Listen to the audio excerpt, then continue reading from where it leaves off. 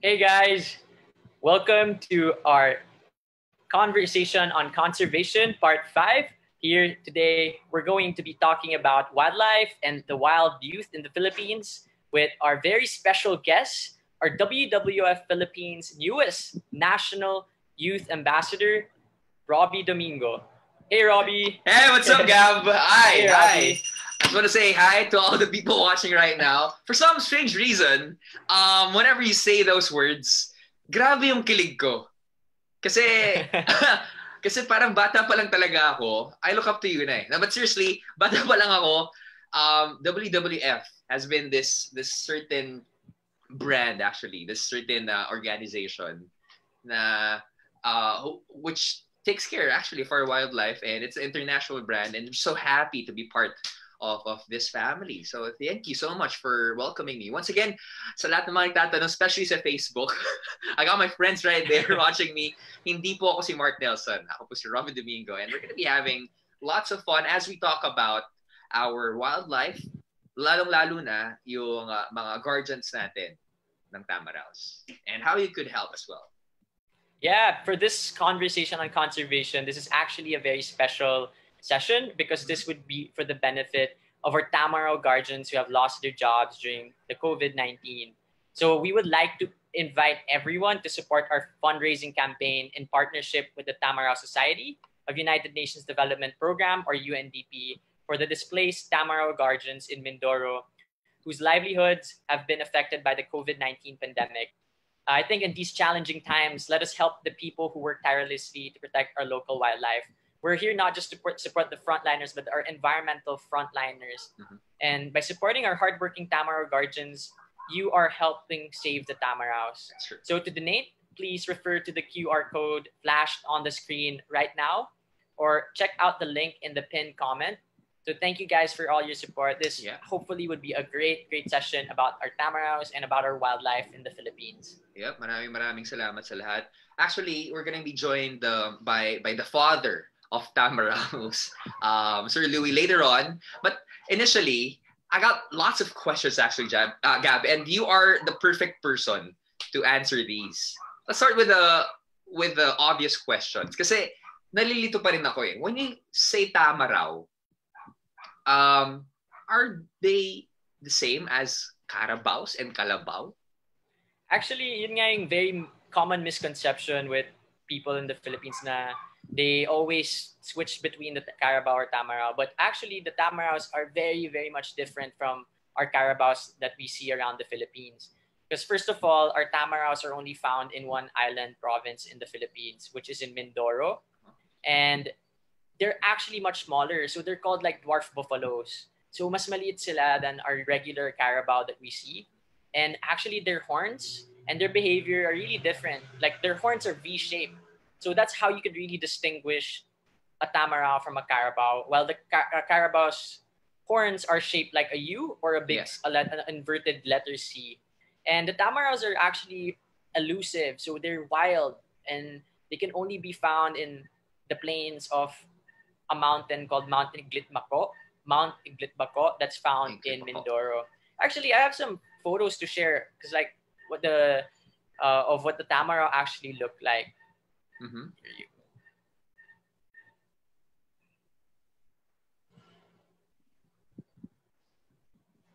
So as you can see, this is actually what a tamaraw is. Okay. So this one's actually a very special tamaraw because her name's Kali and she's the only captive tamaraw in the Philippines during a program called the Tamaraw Conservation Program where they tried to breed new species of tamaraws because people only there are only about 480 left in the wild according to the last count. So imagine in the whole entire world, this tamaraw, this special animal, is only are only 480 left, and she's like the icon.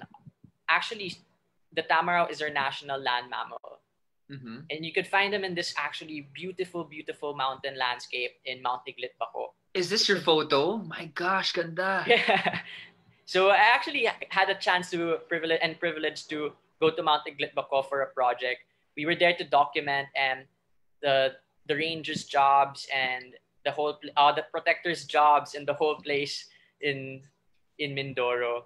And it's one of the most beautifully and protected landscapes, national parks in the Philippines. So this one's a tamaraw in the wild.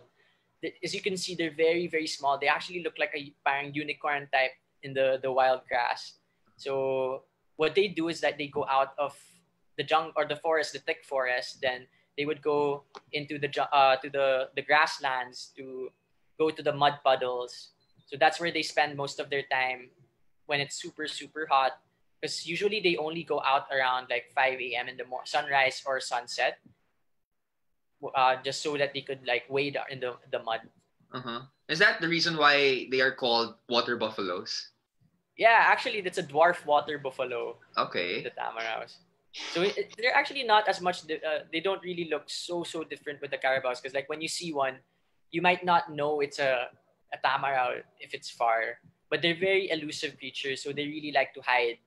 And once there are times like when they spot you, they can actually be aggressive. So they're really wild animals where they would charge you, unlike the carabao that's very, very docile. Medyo laid back ito. Talagang they would charge. Yeah, they would charge you if they get startled or when they want to protect their young. Palaban. So here's like a juvenile tamaraw. I see what you mean with the horns. Horns. Diba? They're very sharp pointed V's. Yeah. And yeah, this is Kali. Like they're really, really endangered species. And like a lot of animals and wildlife in the Philippines. So there's really, really a goal to protect this species that represents our country and our pride. Of course, WWF has efforts to help these tamaraws, but WWF partnered up with a community. Is that right, Gab? Can you tell us more about that one? Actually, they partnered with some locals and especially the indigenous community in Monteglipbaco, the Tao-Buid tribe, who's a part of like the Mangyan tribe, a subgroup. So they're really the ones protecting the tamaraws because they've lived there their whole lives, and they know the value of these animals to their homes, to their livelihood, to the place that they care so much about. So here's a tamaraw protector, actually one of the guardians who would tirelessly work to roam around this big park just to protect the tamaraws from poachers or from people who would hunt the tamaraws for food or to get their skeleton or whatnot.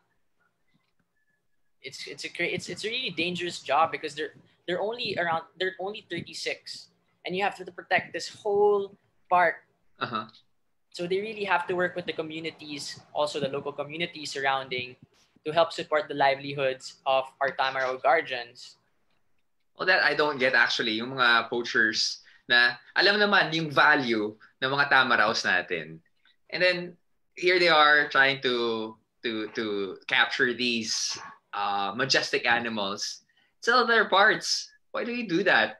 And we have to salute all of our protectors, yung mga guards natin. That's why we're having this donation drive.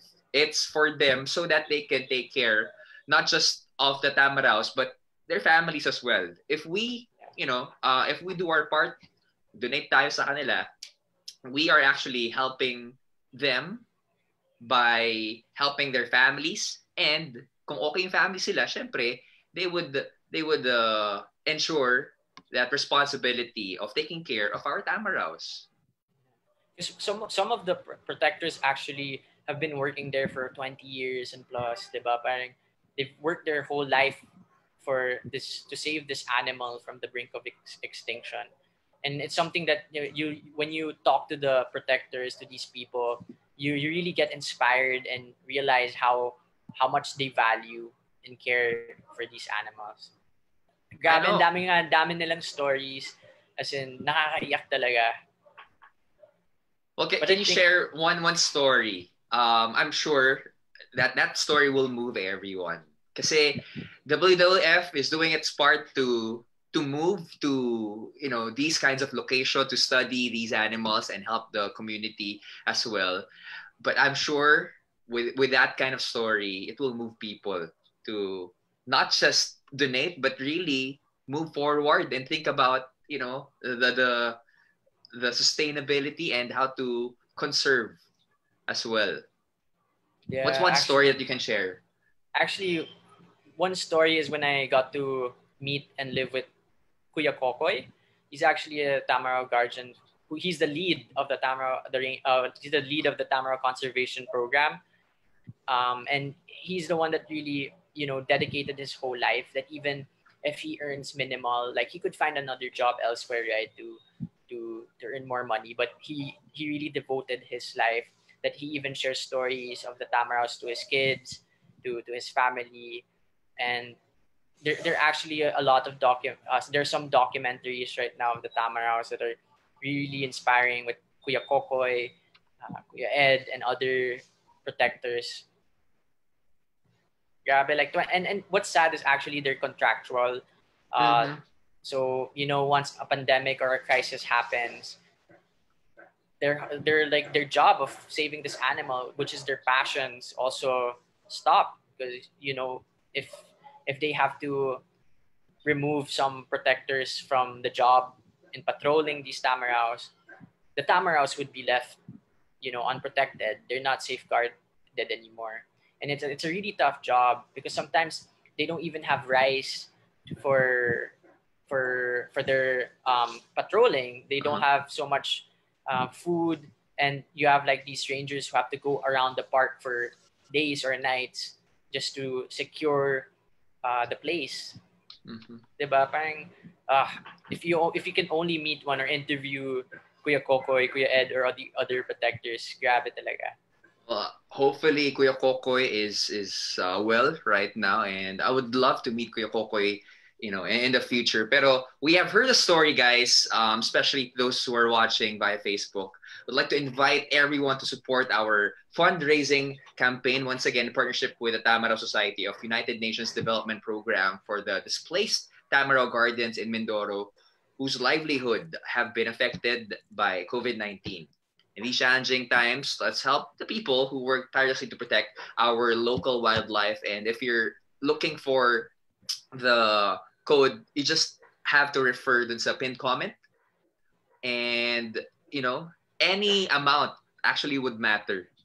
Kasi yun naman ang importante. We have to understand the situation. Alam ko, sobrang hirap ng sitwasyon natin ngayon. How much more doon sa mga displaced guardians natin. So, I like the term that you used a while ago, Gab. I mean, saludong-saludo tayo lahat sa ating mga frontliners.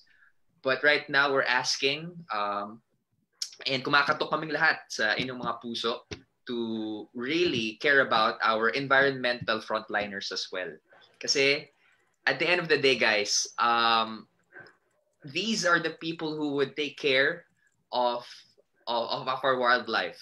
And if eto before we move on, let me just ask you one of the hardest questions sa utak ko eh.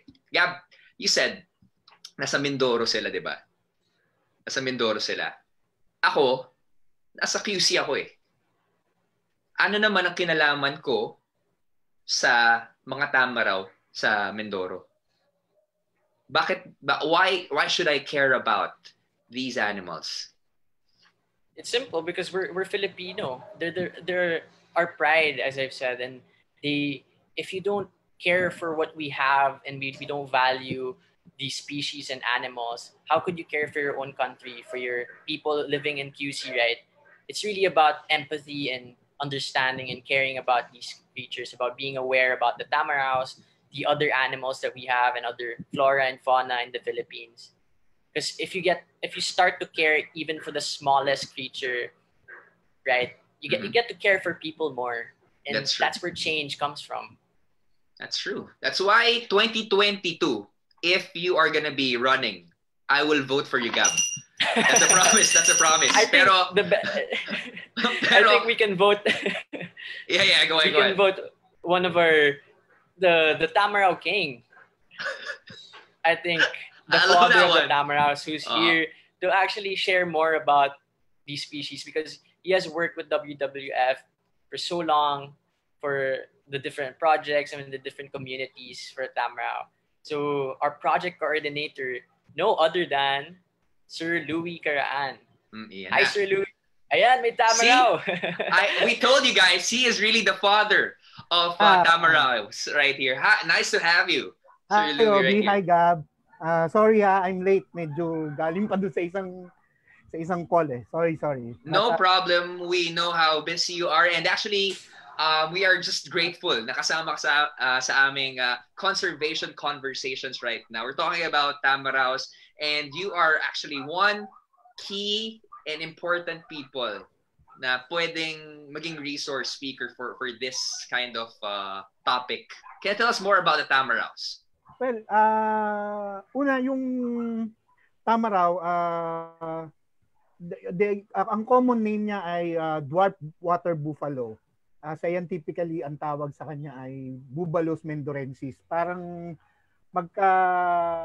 malapit sila ng Carabao ng Philippine Pero ang differentiation nila mas tampok na tampok yung kanilang horn, yung sungay. Yung sa Tamaraw V, yes, tapos yung sa Carabao ay medyo malapad, pahiwalay yung ano. And you can distinguish the female and the male based sa mga scientific and anecdotal report. Yun daw sa babae ay medyo round at yung sa lalaki ay medyo malapad o baliktad ako ng intindi. Pero yun, may differentiation yung sa in terms pa lang ng sungay ng horn, kaya malayo pa lang, lalo na yung kayang-kaya na silang makilala, lalo na nung mga kasama nating mga katutubo, indigenous people.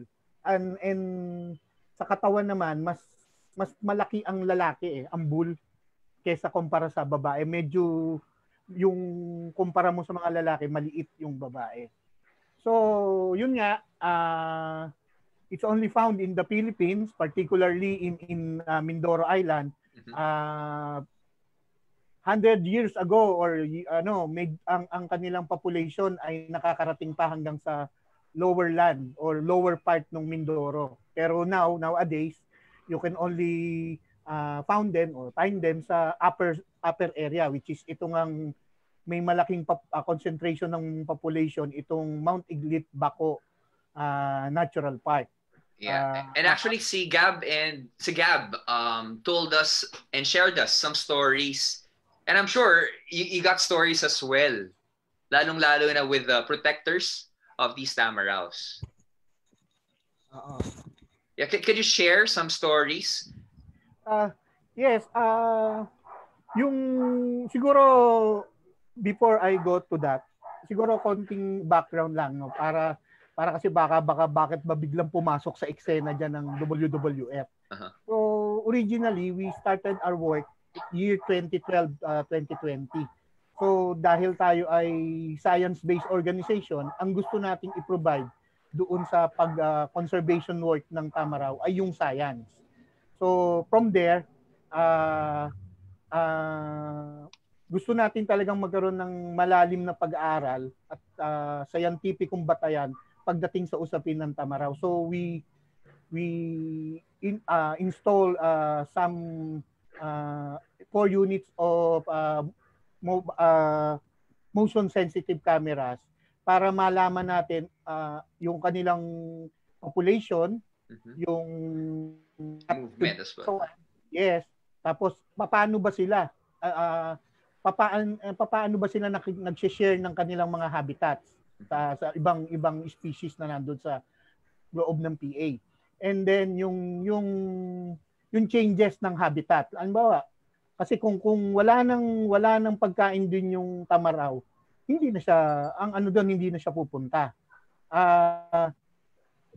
Tapos yung mga habitat mapping na ginagawa natin, and we are all doing this kasama yung mga tawag dito, yung mga personnel ng PCP o yung mga ang tawag natin ay guardians ng Tamaraw. And also especially ang WWF before we set our foot inside in Mount Iklit Bako, protected area, sinigurado natin na meron tayong mahigpit na pakikipag-ugnayan at pakikipagtulungan sa mga indigenous people, lalong-lalo na sa tribo ng mga tao-buwid na karamihang naninirahan dyan sa loob ng PA. So, sila po yung are they connected to the Mangyans? Yun.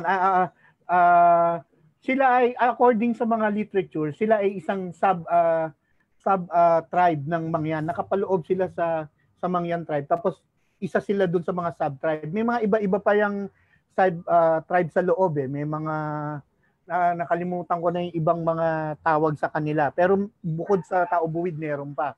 And also, may pa yung mga talagang hindi pa napatigil sa mga non-Christ. Tawag nila sa atin Christian eh. Talagang isolated pa sila sa taas. Ayaw nilang makipag-integrate sa atin. So from there,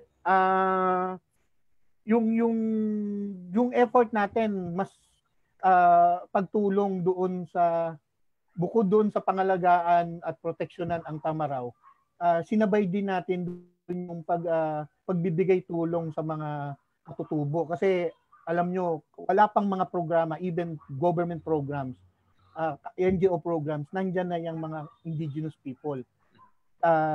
Ginagawa na nilang protektahan yung Tamaraw sa kanilang mga pamamaraan, sa mga katutubong pamamaraan. No?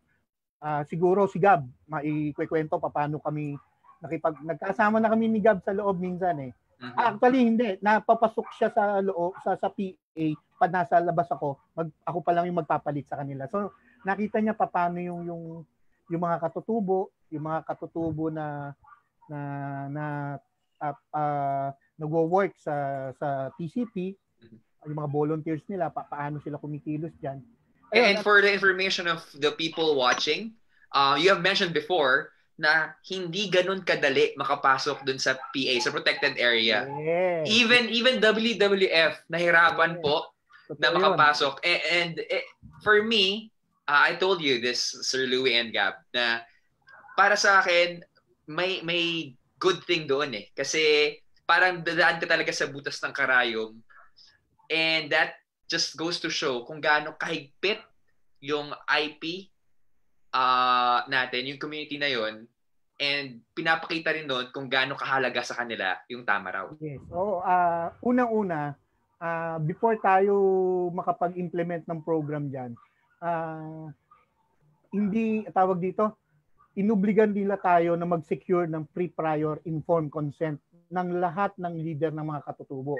Mula sa punong tribo, kay punong tribo Fausto Veloso, yung kasalukuyang punong tribo nila. And yung, may parang may mga barangay captain, mga pupuama ang tawag nila. So, lahat yan, pinagpaliwanagan and nagbigay naman sila ng consent. Kaya lang, kagaya nga nung kinuwento ko sa inyo nung nakaraang araw, kahit na meron na tayong FPIC, hindi pa rin yung tiwala nila, hindi pa rin ganun.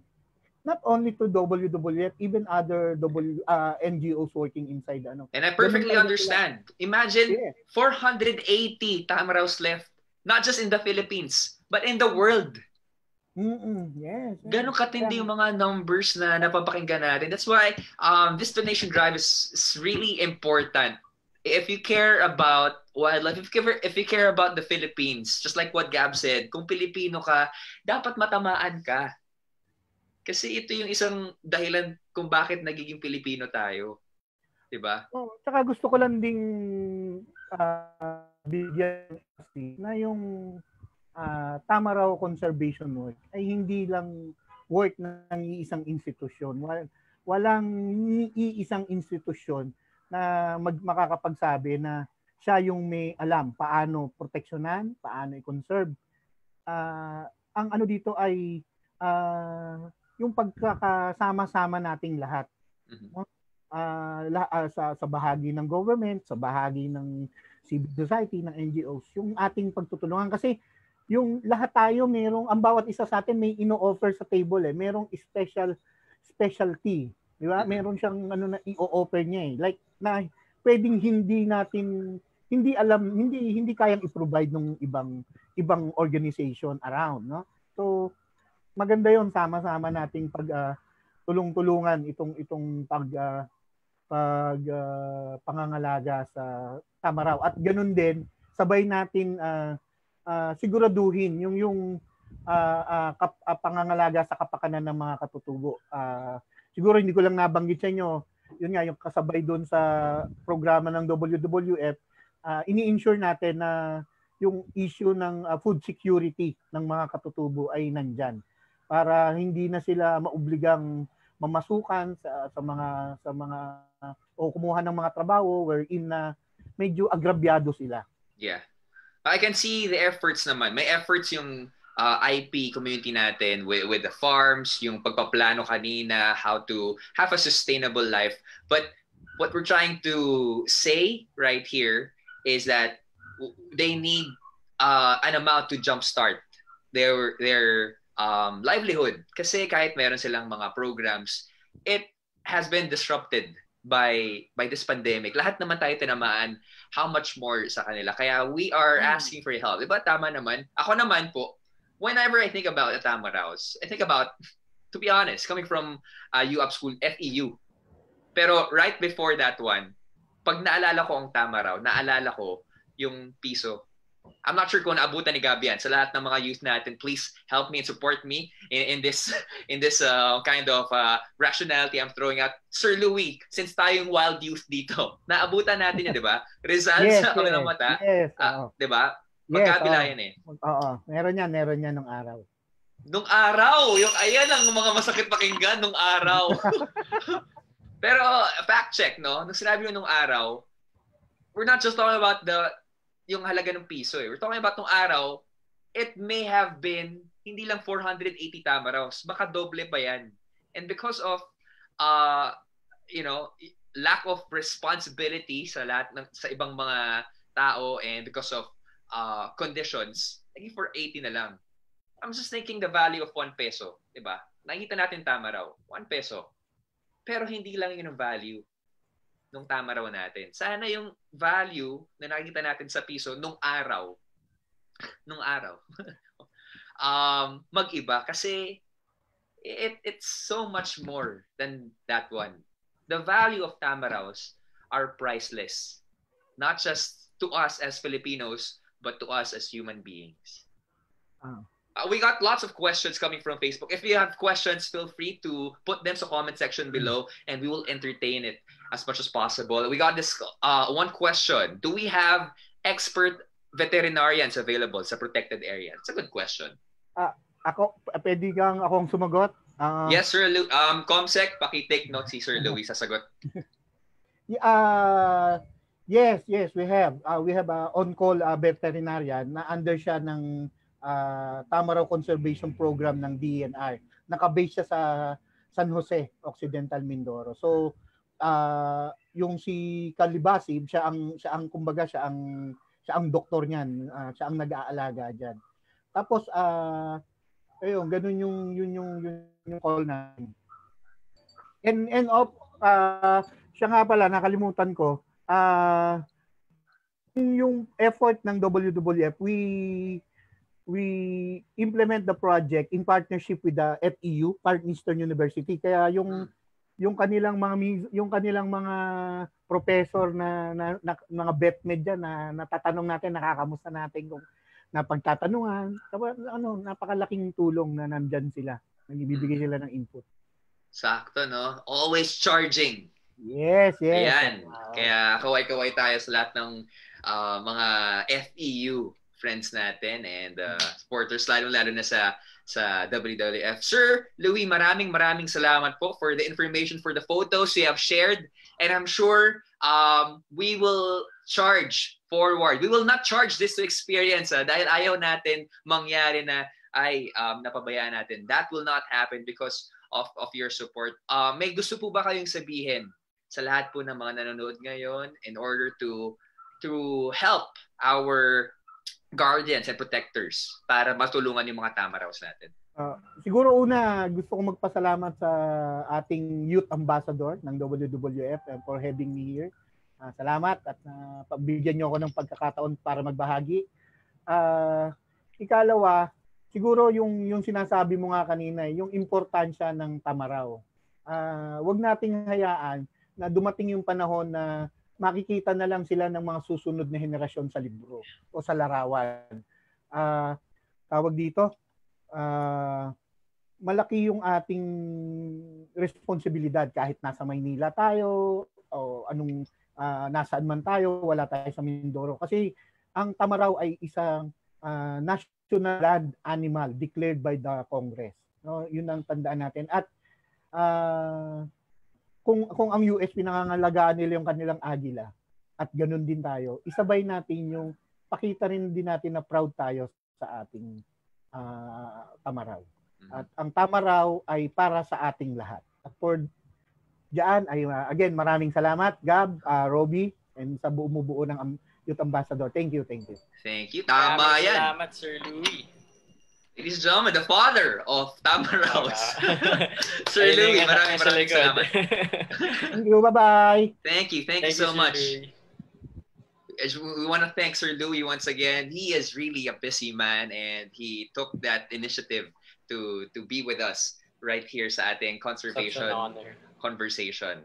And again, we have heard the stories, we have seen the pictures, guys. We'd like to invite everyone to support our fundraising campaign in partnership with the Tamaraw Society of United Nations Development Program for the displaced Tamaraw Guardians in Mindoro, whose livelihood has been or have been affected by the COVID-19 pandemic. All the details nakapin po sa comment section right there.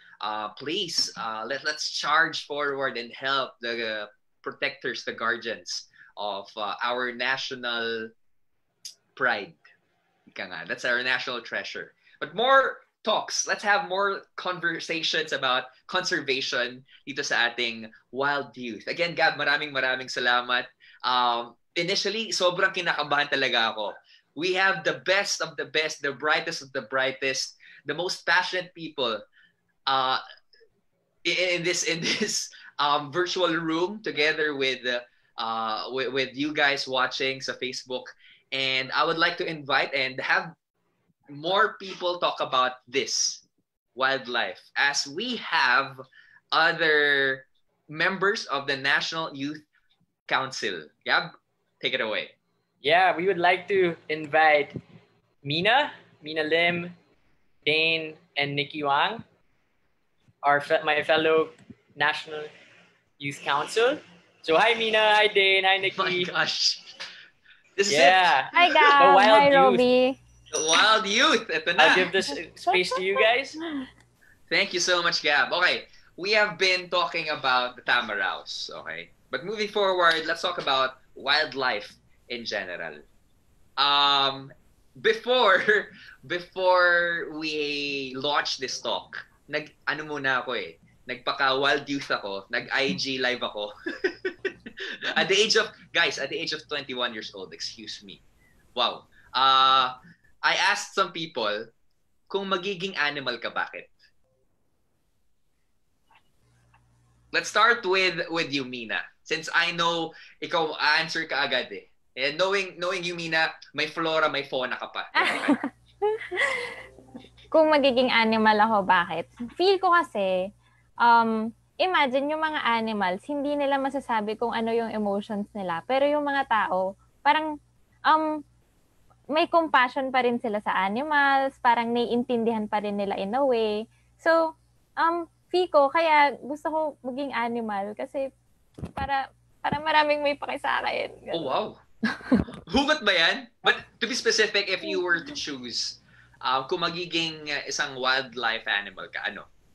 Ay, biased ako sa ano. I would probably be marine animal. So siguro an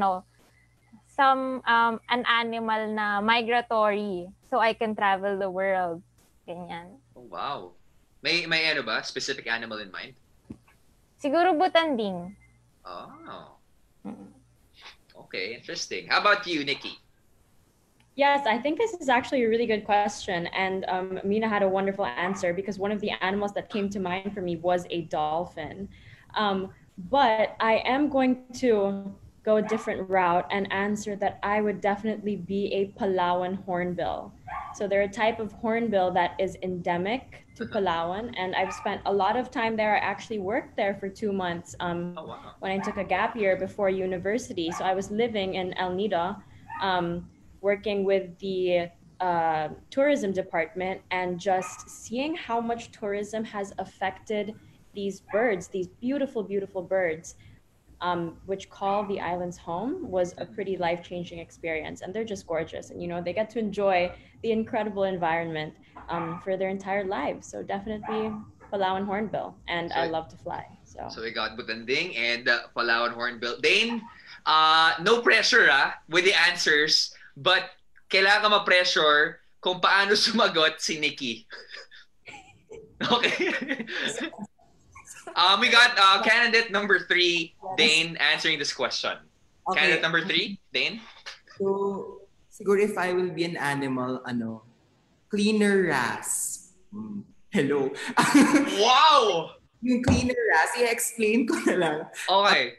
Yung cleaner wrasse kasi, so mga isda sila na nakatira sa coral reef. They're usually found in coral reefs, and ang work talaga nila, kaya sila cleaner wrasse, is to clean yung mga mouth parts ng mga top predators ng ocean natin. So for example, mga sharks. So usually mga sharks kasi natin, when they eat food, may mga food scrapes na naiiwan in between their teeth. So yung mga sharks na yon, parang kumbaga nagpapa-car wash sila sa mga cleaners. Tinatanggal nila yung mga food scraps na natira within the teeth of the sharks para mas efficient sila makapag-feed later on. So for the cleaner wrasse, parang they provide service for other people, but at the same time, they get paid in return dun sa pagkain na nakukuha nila from servicing the sharks. So I heard about that one when I was in Malapascua, actually. Yeah. Which brings me to my answer later on. Before I answer that question, kung isa kang wildlife animal or creature, ano ka at bakit? Please let us know your answer sa comment section, and we would love to find out kung ano nga ba yung magiging sagot nyo. Now, talking about that one and that pelagic creature, yung wrasse, I want to become a treasure shark para complement tayo. Diba? Kasi gusto ko din magkasama tayo eh. No, I love the moment I started diving, and I actually had this show called Lakwachero. Napunta ako sa iba't ibang panig ng Pilipinas, pero I have to say my favorite would have to be those trips kapag merong underwater adventure. Kaya nung sinasabi ni Mina yung mga adventures na, yung sinabi na nabaya siya, sabi ko, sakto, ako rin. But my gosh, when I saw that treasure shark, yung treasure shark, pelagic creatures, ibig sabihin doon po sila sa sobrang lalim na bahagi ng ating mga seas or oceans. Yung treasure shark, ang kaibahan niya sa ibang mga shark, mahaba yung buntot niya. Treasure. Parang yung sa farming, sila yun. Kaya, yeah, I just want to be like a treasure shark in another life. But I have asked a question, that hard question kay Gab kanina. Again, I'm this guy who lives in QC. We have talked about certain creatures na nakita sa yung mga Butanding, sa Palawan, sa Malapascua. Why should I care about these animals? Anong kinalaman niya sa buhay ko? I'm just being, practical. I know some people are just practical na, okay, mahirap na nga buhay ko ngayon sa Metro Manila or sa Visayas or sa Mindanao. Why should I care about my environment more?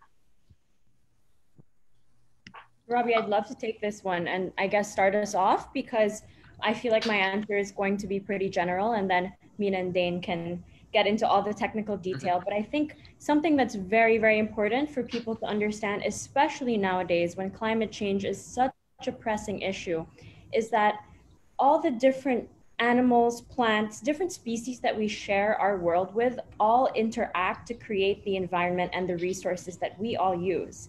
And I think it's no big secret that you know, people use way more of the Earth's resources than any other species, more than we really should be, if we want the planet to continue functioning the way in order to sustain life as we know it. So I think just understanding the extreme connectivity between the plants and animals that we share our lives with, even if, you know, we're in these very urban areas, like you said, you're in QC, I'm over here in Makati, like we are pretty removed from nature, but that doesn't mean that we exist separately from it. And it's a very humbling thought, I think, to realize that we are only here living the very fast-paced technological lives that we do because of nature and its resources. And truly, the only way that our lives will continue, if, you know, humans can be self-centered and we need to take the point of view that acknowledges how much we benefit from the world, it's important to see that we need to protect the other species because it's an ecosystem. You know, everything has a part and a role, and upsetting the balance of this ecosystem of plants, animals, and different environments can lead to detrimental effects worldwide that we definitely will feel. Everything is connected, actually. I think Dane would love to answer.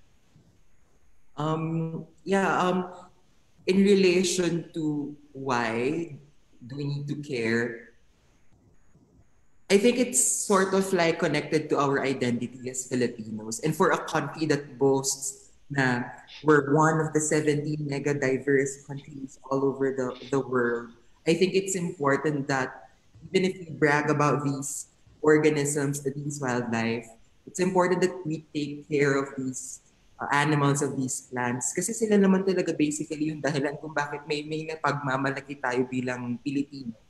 And a lot of species, a lot of organisms, plants, animals, and all that. May mga halaman, may mga hayop tayo na dito lang natin sa Pilipinas makikita. And I think it's something that we should be proud of. But at the same time, it's a reminder for us Filipinos to take action and to have that sense of responsibility na may pinagmamalaki tayong bagay, and it's a responsibility for us citizens na pangalagaan kung ano yung meron tayo, not only for the current generation but for the future ones na magmamana pa ng mga treasures na meron tayo. So yeah. Mina would like to add. Ang sa akin, parang hindi naman porke hindi ka affected directly, kailangan hindi ka na magkapake. I mean, kunwari yung treasure shark, di ba? Hindi na, okay, kung malayo ka naman sa Cebu, tapos kung hindi mo naman siya kinokonsume, bakit ka kailangan magkapake? Kasi yung mga tao naman doon sa coastal communities na yun, syempre, yung livelihood nila nakadepend doon. So parang ang selfish lang kung magkakapake ka lang sa isang bagay dahil wala siyang direct benefit sa'yo. So iisipin mo, paano kung yung mga tao pala na yun, meron silang magandang contribution sa'yo sa future. Malay mo, ma-encounter mo sila sa kalsada, tapos meron lang silang mabuting ginawa for you, tapos parang sa konsensya mo, hindi mo tinulungan i-protect yung species nila dahil hindi mo nakikita yung immediate effect. Nagigets mo ba? Parang, kailangan may pakitayo kasi in one way or another, sure talaga na meron ka pa ring connect sa kanila. So, bali parang, everything talaga is connected to everything else. That's true. Actually, what we're trying to say is the concerns of our planet or the environment is directly correlated to the concerns of the human being. And if we think about it, actually, when we take care of the environment takes care of us. And if we don't do anything about it, in the future, baka ganun din gawin sa atin. I'm not trying to scare you guys, okay? But that is a reality check. Kailangan natin pangalagaan yung ating kalikasan dahil ito yung tahanan natin. And actually, we take pride, lalong-lalo na yung WWF NYC, dahil may sustainable project na ni-launch. And the ones who were there were Mina and Dane in Donsol. kanina sinabi niyo yung mga whale sharks. Can you share us some stories? Kasi when we think about the whale sharks yung mga butanding, parang ang ganda ng image eh. Yeah, so as NYC members before, kukwento ko na lang ha, medyo casual para masaya. So I was okay. really lucky to be part of the WWF Philippines NYC because it gave me a platform to somehow increase my awareness and to reach out more people, hindi lang kung nasaan ako right now. So in 2017, we went to Donsol in Sorsogon. So nagkataon kasi that it was their Butanding Whale Shark Festival in Sorsogon. So that was I think March or April. And then we were actually with the other youth ambassador for WWF Philippines, Miss Janine Gutierrez. Oy, bata pala ako, napapanood ko na yun. Hindi ko rin alam kung anong titignan ko, yung Butanding ba or si Miss Janine. Pero savor both. Anyway, so the thing with Donsol, Sorsogon, and other spots in the Philippines where you can find or where you can encounter whale sharks is that in Sorsogon, talagang maayos yung kanilang management pagdating sa pangangalaga nila sa mga whale sharks nila. And it's beyond biodiversity actually. It's beyond the biological, it's beyond the ecological parang identity of people in Sorsogon. So parang inaangkin na nila kasi as a trademark and as their identity yung presence ng mga whale sharks. And the thing is, whale sharks are highly migratory. So lumilipat-lipat sila all over the globe. Naghahanap sila ng feeding sites nila and potentially breeding sites kung saan sila nagpaparami. And the thing is, we're lucky as a country because as an archipelago, napili tayo ng mga whale sharks na yan to be a breeding ground and a feeding site of our whale sharks. So nung nandun ako, bilang nasa bundok ko right now, taga-bundok ko bilang taga-Baguio ako, tuwang-tuwa talaga ako when I had the chance to parang experience their whale shark encounter. So the thing with the whale shark encounter is that it's not only empowering the species per se, but also you're empowering people, the community in Sorsogon. Kasi the Butanding Interaction Officers, they call it BIO or the BIO, the Butanding Interaction Officers, sila talaga yung nagmamanage, ikaw talaga yung step-by-step ka nilang i-guide ano po yung mga do's and don'ts pag encounter tayo with the whale sharks. And maayos talaga siya, maayos yung pangangalaga nila with the whale sharks. And it's always as in line and congruent with WWF Philippines. It's always scientifically based. Nakaangkla siya palagi sa agham at nakaangkla siya palagi sa pangangailangan ng lipunan. So, hindi lang sila nagbe-benefit in terms of the presence of the species there, but also the communities benefiting from the whale shark interaction kasi kumikita sila and it's part of their livelihood. So, na-experience ko yun firsthand. We've had 8 encounters and 7 interactions in total. Gulat talaga ako yung sabi ng mamang bangkero, talon, ganyan. First time. So parang hindi ko in-expect, ay, ganun. Talagang you need to have a skill in free diving, kumbaga, or like at least alam mo mag-snorkel. Kasi iiwan ka talaga ng bangka dun sa spot kung saan papapunta yung whale shark. So kung hindi ka marunong lumangoy, at least kailangan medyo matuto ka muna before you get to interact with our gentle giant. So it's an amazing experience. Nakaka-humble siya kasi ma-realize mo that you're only part, yung sinasabi nga ni Nikki at ni Mina na you're only part of a very huge system at isa ka lang maliit na component nun. So ma-realize mo kung gaano ka lang kaliit. Pero you have an integral portion in taking care of other portions of that huge system. So, sobra akong natutuwa and sobra akong naaasar sa'yo ngayon din. Because of your stories na, you know, yung asar part, sorry, forgive me, yung asar part nang gagaling sa inggit. Like, I'm so jealous of you. I can just imagine your moments on that bangka. Talon. And actually, I would appreciate more if you have pictures. I think we have pictures right here. I think sana may... I think so. Mina was there as well. No, pero na-experience ko na rin doon sa Sorsogon. Meron din. Can you share us those stories? Yung sa akin naman, actually, okay na yung kwento ni Dine. Pero yung sa akin, ang nangyari kasi, yung ano talaga, sobrang rare na makikita mo siya. Yun nga yung maganda dun eh. Kasi sustainable kasi yung practice nila dun. So, parang hinahayaan lang talaga nila na mag-swim yung whale shark. Tapos, parang ikaw yung magfo-follow ng whale shark. Hindi mo pipilitin na yung whale shark yung magsistay dun sa area. So parang once na makita mo, kasi medyo murky din yung water doon eh. Kasi maraming food doon. Tapos grabe kapag makita mo na yung top side nung whale shark, yung parang mga lines tsaka yung mga spots, sobrang ma-amaze ka kahit hindi mo nakikita yung actual yung buong animal.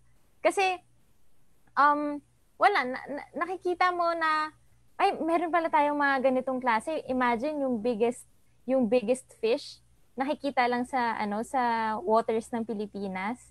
Tapos nakikita mo siya in its natural behavior, yung hindi sa pilitan na hindi kinukulob, hindi pinapakain. So nakakatuwa na nakikita mo yung mga ganon na kunwari hindi naman confined sa zoo. 'Di ba? Nakikita mo siya in its very natural state. Parang parang naisip na akong hugot dyan eh. Buti pa ang mga butanding pilipili ang Pilipinas. Ako, kailan kaya ako pipiliin? Something like that, di ba? Ang bigat talaga niya. Pero, actually, totoo yung sinabi ng lahat. Everything's so connected. And I firmly believe in the ripple effect. Yung mga domino effect lahat ng yan. When we do something to our environment, actually, when we do something, may mga repercussions yan. Let's be adults, okay? And let's think about the bigger picture. And that's why we are doing these efforts in order for the future generations to appreciate yung mga nangyayari sa mundo ngayon. We don't want the future generations to say, ay, ito na lang pala yung natira. We want it to be sustained. That's why we're having these conservation conversations and maganda na pag-uusapan natin yan para mas maging aware lahat ng mga tao. And actually, talking about the ripple effect, sana yung pinag-usapan namin at yung pag-uusapan pa natin in the future could generate more conversations involving you guys, involving our audience, in order for us to really not just be aware, but to move forward and charge forward. Kasi yun ang kailangan natin eh. Action talaga. And to be honest, in order for you to have more action, para mas ma-move pa yung mga puso nyo, we have this beautiful short film / documentary created by one of the WWF NYC members, Gab. Okay? Ladies and gentlemen, we really invite you to watch this one.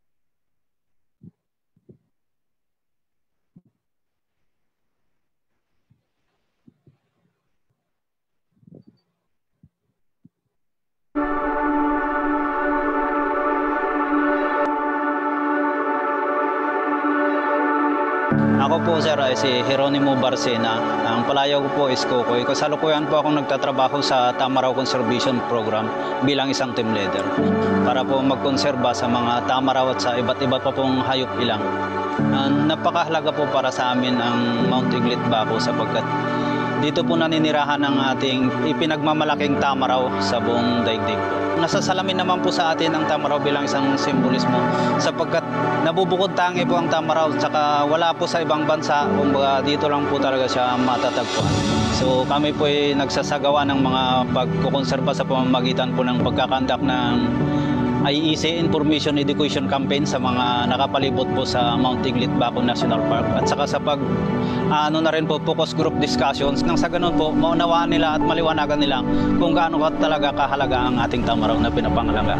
Dapat po nating pangalagaan ang kalikasan sapagkat ang kalikasan po napakahalaga sa atin. I'm Louie Caraan, Project Manager of Western Mindoro Integrated Conservation Project.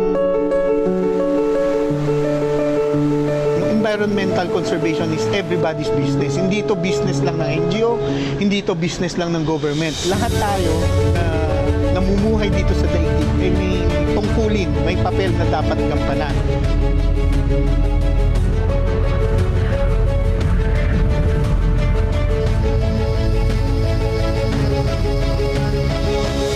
Magtulungan ng ating pamahalaan at ang tribo namin tungkol sa pangalaga ng hindi lang sa tamaraw kundi sa lahat ng samot-saring buhay at mga punong kahoy.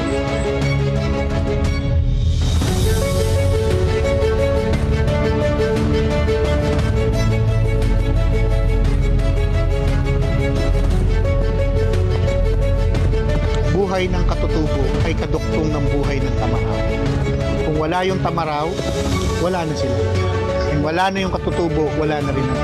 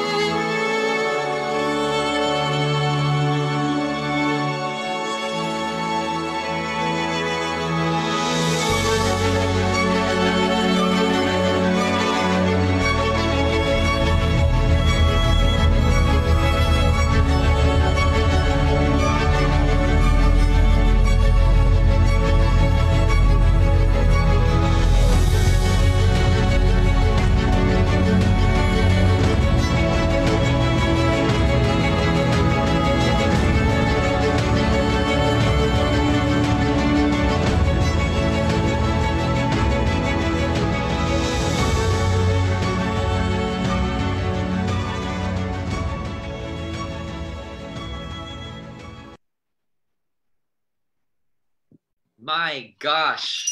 Ang lupit! Ang ganda! I was like, for a moment, I thought I was watching like another teaser for Avengers. Pero grabe yung, I know. It made me smile and it made me more aware and more concerned about our tamaraws. Gab, maraming salamat once again for making that documentary available for everyone, for sharing your stories, and for sharing that kind of campaign.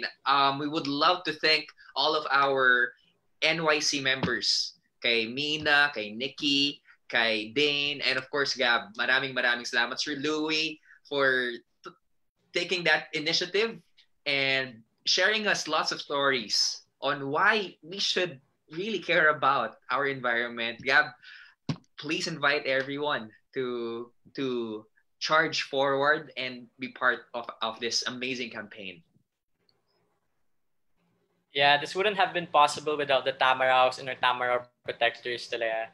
So again, this conversation on conservation, we would like to invite everyone to support our fundraising campaign in partnership with the Tamaraw Society of United Nations Development Program for the displaced tamaraw guardians in Mindoro whose livelihoods have been affected by the pandemic. In these challenging times, let us help the people who work tirelessly to protect our local wildlife. By supporting our hardworking tamaraw guardians, you are helping save the tamaraws. So I hope you guys could donate because this would be a very, very big help to support our guardians. And this would not be possible without all their work and without them. But I think there's another video coming up There is. Okay. Yeah, I think. Well, let's wait up for those videos or that video. And as we wait, let's. I think it's a very, very special video. Yeah. Okay. Let's. Hi, Robbie! Welcome to the WWF family. I am so thrilled that you are now part of it and that you are going to use your voice, your platform to inspire others to care about our Mother Earth, our planet Earth. And together, I know we can do a lot of things. And I can't wait to work on projects with you. But for now, I warmly welcome you to the Panda family. Mabuhay. Hi, Kuya Robbie! I am so happy that you are now part of the Panda family. I hope that we can work soon so we can do something for WWF. I'm so excited! Congratulations! What's up, Robbie Domingo? Welcome to the Avengers. No, I'm just kidding. Welcome to WWF.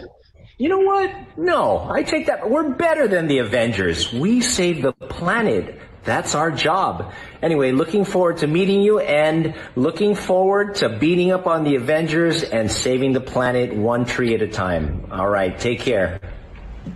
I personally would like to welcome Mr. Robbie Domingo to our Panda family. I'm looking forward to working with you in different conservation projects because I know that you have a heart for this organization. Once again, welcome to the Panda family. Hey Robbie, you know what?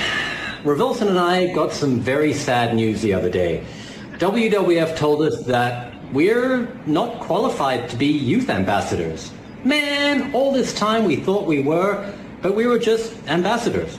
But the good news is, we do have a new youth ambassador, and that is you. So congratulations. Welcome to the oldest NGO for the environment in the world. And I've got to say, it's probably the best as well. Happy to have you on board, little brother. And yeah, see you around. Keep taking care of the environment. Cheers. Hi, Robbie. It's Pia. First of all, I want to say a big congratulations on becoming a part of the Panda family as National Youth Ambassador. We're so excited to have you in this family as we know that you're very active in pushing for your advocacies and we need another voice in this family. So maraming salamat and I do hope to work with you soon with WWF. Congratulations! And Sorry. Welcome, Robbie. Yeah, thank you. And the whole NYC. Welcome to the Panda family. Thank you so much. Sobrang, I'm lost for words right now. Actually, ang dami kong gustong sabihin. Hindi ko alam kung ano unahin. I want to thank everyone for that exclusive video. Paano ko ba i-absorb lahat? Nasa processing pa ako ngayon eh. Parang yung utak ko naging tama raw. Tapos napunta doon sa mga ambassadors. But thank you for welcoming me. Thank you for welcoming me, the Panda family. And malayo pa birthday ko. Medyo malayo pa birthday ko. Pero pakiramdam ko, birthday, Christmas, Valentine's, lahat pinagsama-sama na eh. Kinikilig ako lalong-lalo na nakita ko si Rovelson tsaka si Mark. But yeah, thank you so much. I just do hope, we could create lots of chapters dito sa ating family, and I will do my best. I give you my word, I will do my best para sa ating oldest organization in the Philippines for the environment. I will really do my part. But yeah, again, maraming salamat to all the people in this virtual room, not in the Facebook. Ang dami nilang dito.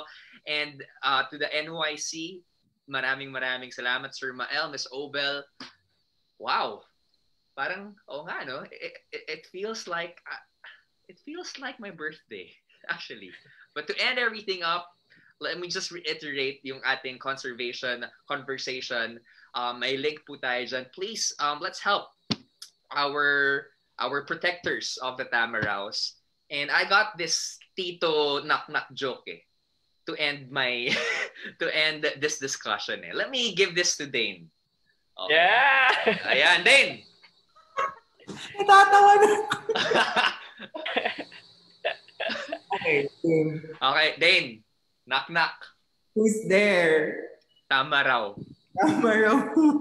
Tama raw na mahalin kita. See, I told you, it's a very tita joke. It's a tita joke. Okay, but kidding aside. Kidding aside, we are here not to create memes. We are here to protect the environment. That may have been the worst joke in the history of jokes. Pero let's end with this one. We are the wild youth and we are serious about taking care of the environment. Maraming salamat po. And we will see you in our future conservation conversation. Ako po, si Robby Domingo. Guys. Thank you so much, everyone. Thank you so much, Robby. Bye, guys. Bye, guys. Thank you, Thank you. Robby.